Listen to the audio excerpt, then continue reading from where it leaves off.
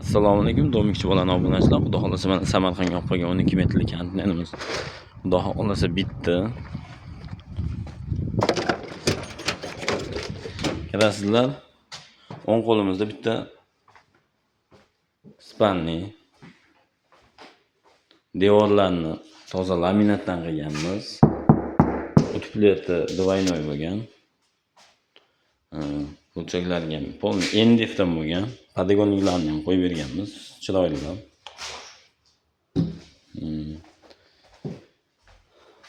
Bu koridori, mana avtomat joylari. Mana ikkinchi xonamiz, bu ko'hnasi bo'ladi.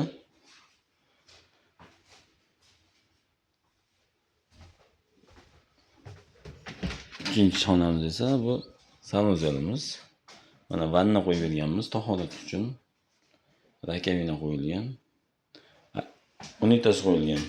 Mana bu suv tashqaridan kirgan suv mana bu yerdan kirib ketadi. Ochib bekitib ishlatishadi. Ariston qo'yib qo'yganmiz 50 talik.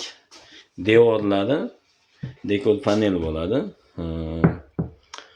Suvga ishmaydi.